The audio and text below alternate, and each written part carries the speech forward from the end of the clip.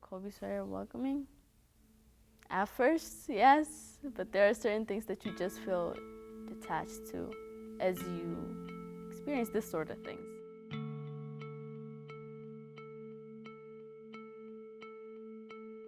The state of New Hampshire is predominantly white and filled with a student population where many students may have had little to no interactions with a person of color.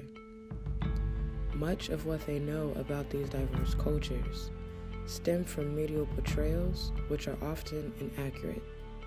College is often the first time that many of these students will see and interact with people who are different from them.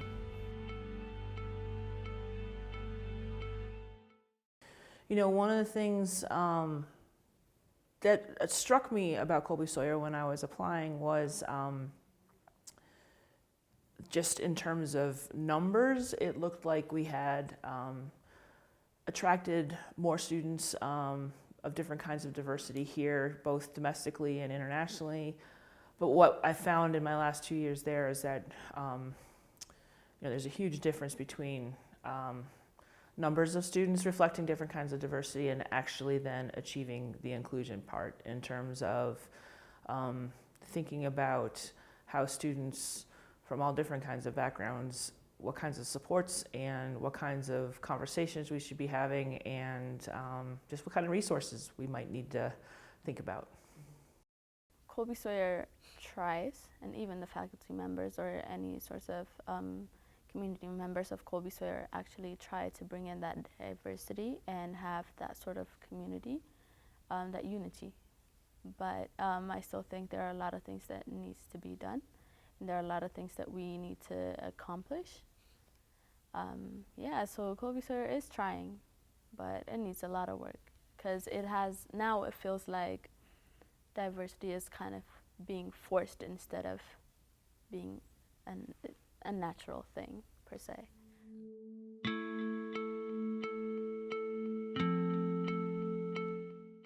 I came through the door, my presence was felt, period. I wanted to make people uncomfortable because that's how you can really see their true colors, is what they do when they're not in their comfort zone. I always told people, my favorite saying is to lean into discomfort. If you're going to learn about anyone or anything, you have to step out of what you know and step into uncertainty. Yeah, I would say that it was something new when we tried to do the candlelight vigil for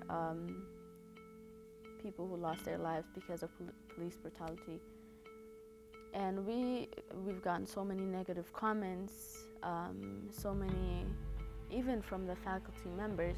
At first, when we were trying to do this entire event, a girl felt threatened by this event, saying that her father was a police and that she didn't feel safe on our campus.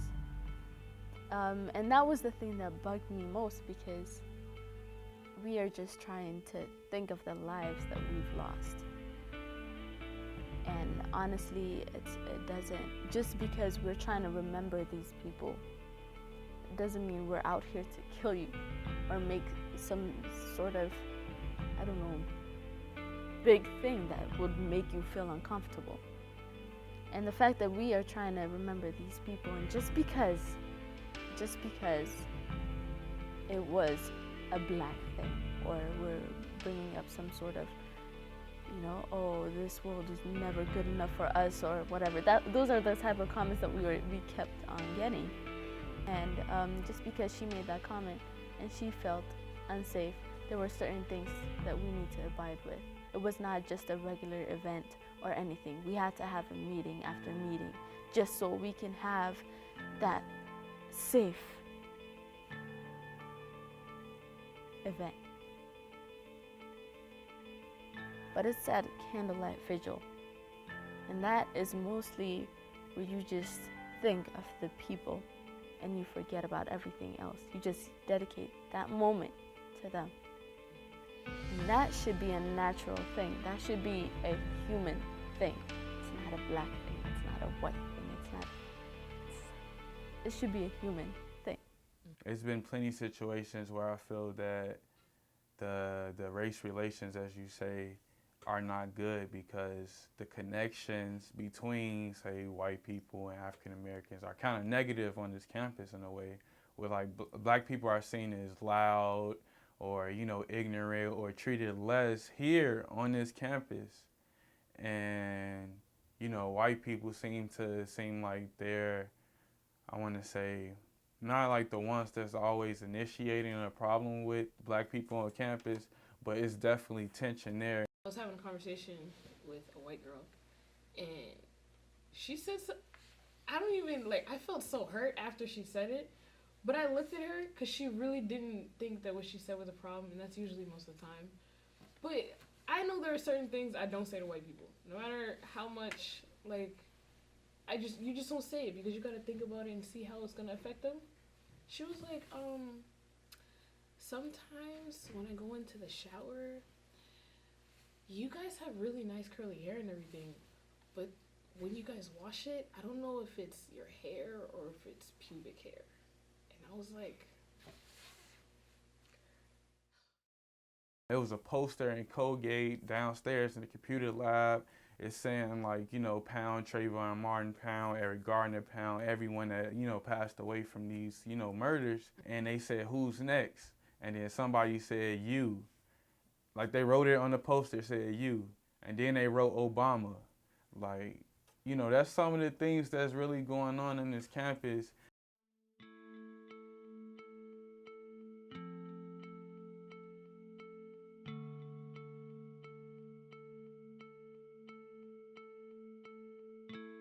So I was actually part of the flash mob. I'm part of the Hispanic Latino Club. And this idea, for me, it was amazing. And our club members were so excited for it. And we prepared this whole dance. And we were so excited to kick off International Educational Week with this flash mob. And then I remember after we did the flash mob, we got so much backlash. When the backlash occurred, so on Yik Yak, and people kept calling Latin America the failure of the nation or whatever, and they were calling us an embarrassment. It was hurtful. It was also very degrading, and I didn't feel empowered in any way. I felt very vulnerable, and I just didn't want to continue with the whole week, which is crazy. Like, it really discouraged me from continuing with the week. And then I just snapped out of it because so many of us were so angry. And it wasn't only like the Latinos on campus that were angry. It was the blacks on campus that were angry, international students that were angry. And I think that inspired me, like the anger. I'm about to like tear because this is like, it hurt me for real. And it was inspiring to see so many people from like different backgrounds come together and like just support this week, because this week is to educate. This week is intended for everyone to understand that in Latin America, there are different people and different cultures and different backgrounds, and that inspired me. And I think that was concerning because it's different when you see people on a daily and you think everything is okay, and suddenly there's an outburst of, you know, like of some disrespect. You think, are these the same people that I've known this whole time? It comes off as surprising.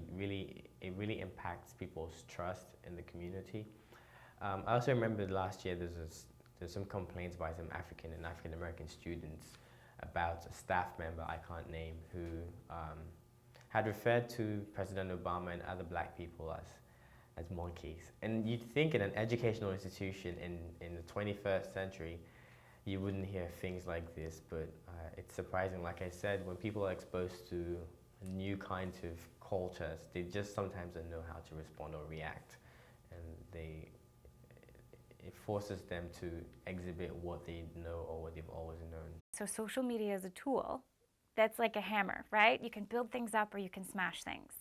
And people are not afraid to say what they're really thinking. And that is what, like, I got chills when you were telling me, like, the next day you just don't know.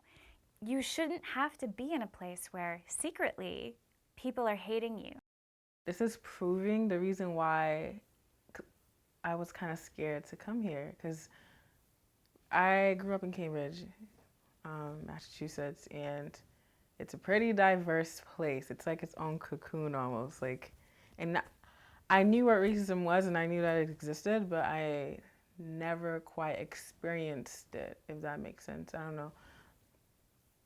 But when I got accepted to Kobe Story, I was like, that was actually one of my fears, experiencing racism.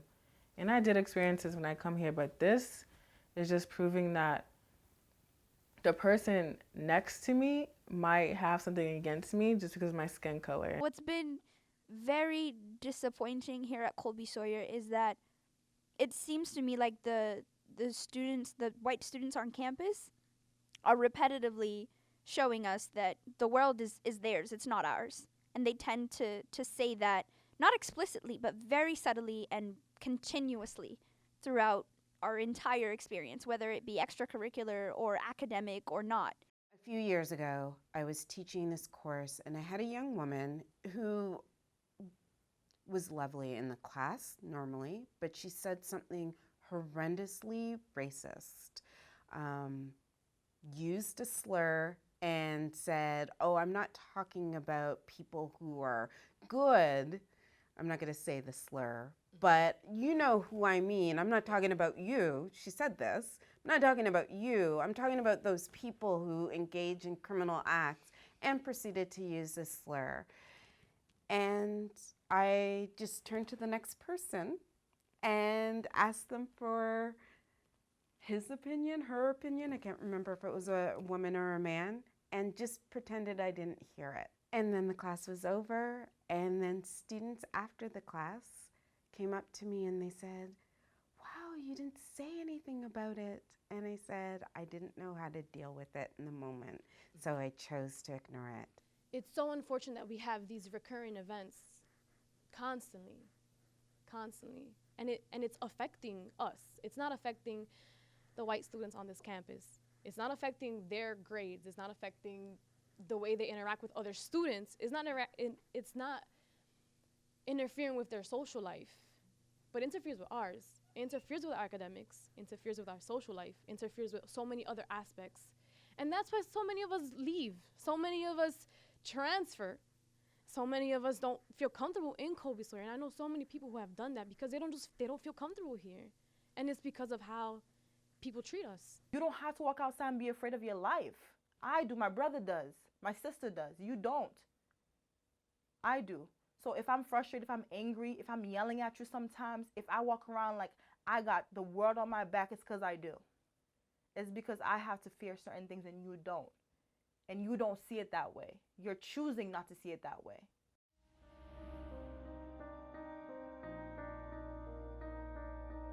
How do you bring that up without making people, I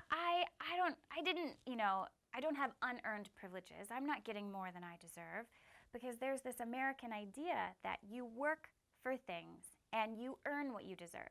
So if I have these things, I must have earned them, right? Because that's what America's about. But that's false. Just because you believe that doesn't mean it's true.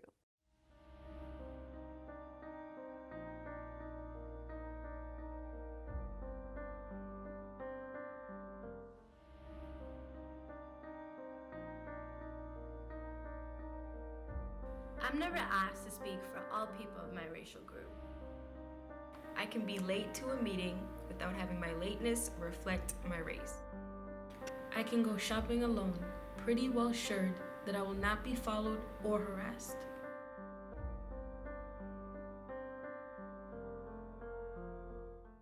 I haven't seen as much support for Black students and for Hispanic students and for other minority groups on this campus. I haven't seen that, and I wonder what's holding it back.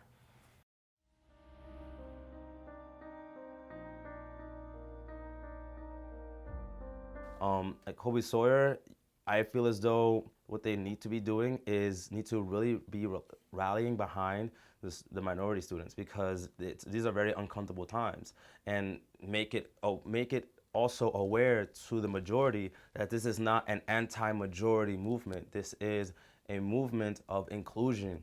The staff and faculty of Colby Sawyer does not accurately make up the demographics of the student body, period. It's a predominantly white staff and faculty. So I think the message that's being sent when you don't have a faculty that is reflecting of the students. I think it's kind of like, this is what we care about, and the rest of y'all just gonna have to adjust. If you want to be able to relate to black people on campus, get some black faculty on your team. If you want to relate to some Hispanic students, get some Hispanic faculty on your team.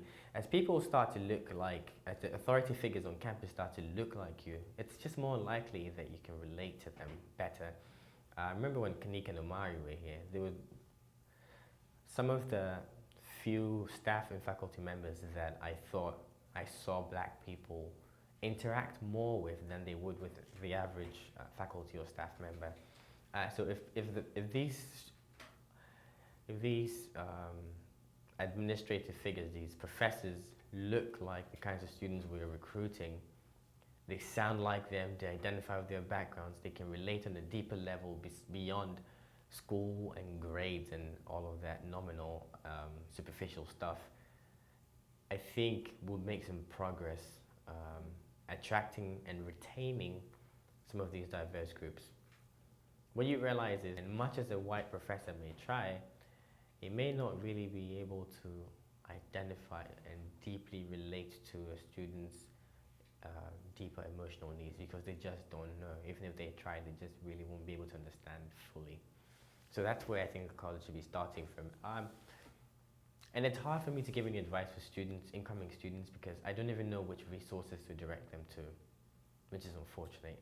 We have a counseling center, we do, and I've never used it really, so I don't know what's there. But we do have that, but they're white, and that's just the fundamental aspect of it.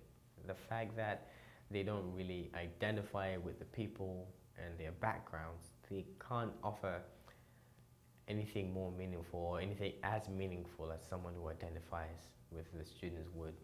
And then I wouldn't be surprised that these minority students don't even use the counseling service for racial purposes, because what are you going to teach? What's a white person going to teach a black person about a black person fitting in white culture? This is why it's important it has to be on the front of our radar. It can't just be like, no, we have 25 students. Oh, you know, we are now, yay, we're now 25% diverse, yay! Yeah, that's not enough, right? So I think that diversity is this nebulous idea, but how do we become human to each other?